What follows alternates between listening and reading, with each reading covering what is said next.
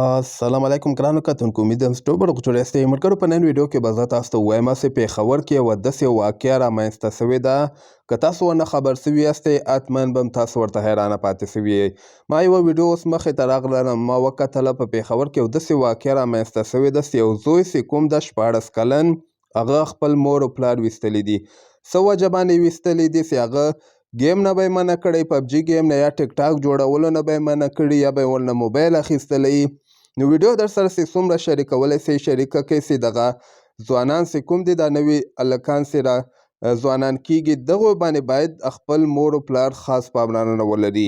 دغه د موږ لپاره یو درس ده، دغه نه باید موږ زده کړه وکړو چې خپل اولاد چې کوم دي دا 15 کالو نه واخله تر 25 کالو پورې چې کوم ده دغه ډیر اساس وخی. په دغه وخت کې هلک بیخي خرابېدلی هم سي، او که دغه وخت کې تا خپل هلک یعنی کنټرول که خپل اولاد هم کنټرول کړو نو هغه ښه کېدلی هم سي، راتلونکی ژوند یې ښه کېدلی سي.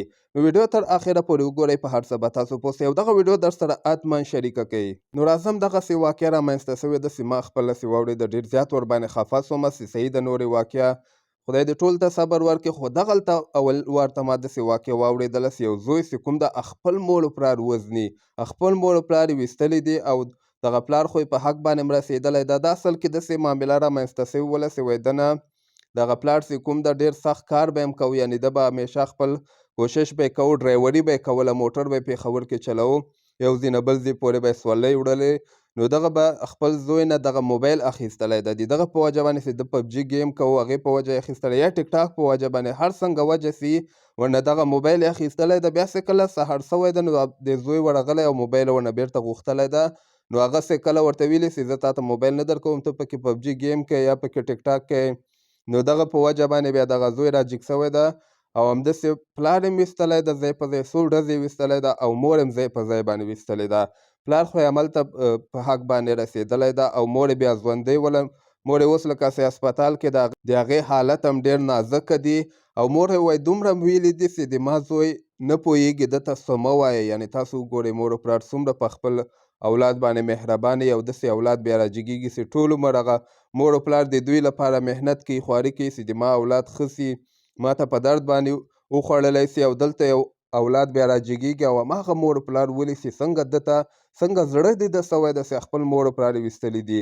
نو دلته د موږ لپاره یو درس ده، د موږ دغه مور و پلار لپاره هم درس ده او اولادو لپاره هم درس ده. دا د تاسو اولاد چې کوم دي دغه 15-14 کالو چې کله دوی بالغه سي که نه، نو دغلته دوی باندې تاسو خاص پاملرنه ولرئ. تقریبا 15-26 کلو پورې چې دوی باندې خاص پاملرنه وسي، ځکه هم دغه کوم وخت کې چې اولاد بالغه سي دغلته د ده خرابېدلو چانس هم وي که نه، خدای نخواسته نشو ته هم تللی سي، بې لارې کېدلی هم سي. نو دغلته که تاسو خپل اولاد باندې کنټرول وکئ، دوی باندې پاملرنه ولرئ، نو 15 کلو پورې که تاسو په دغه خپل اولاد باندې پاملرنه وکئ نو که خیر د دوی راتلونکی ژوند به هم ښه کېږي.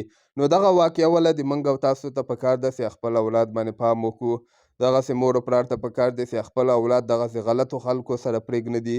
ځکه ډېر خراب وخت ده، که هغه هر چېرته ده، که پېښور کې ده، که نورو ځایونو کې هم دي که نه، خپل اولاد باندې خاص پاملرنه وکړئ. او دغه ګیمونه چې موبایل ډېر زیات کاروي که نه، د اعصاب هم له لاس نه ورکوي. تاسو وګورئ غوسې باندې، یعنې دومره ناز چې موږ خپل اولاد ته ورکوو دا د موږ لپاره خرابېدلی هم سي. تاسو هم خپل نظر لاندې ما سره په کمنټ کې شریکولی سئ. نور ښه وخت ولرئ. الله پامان.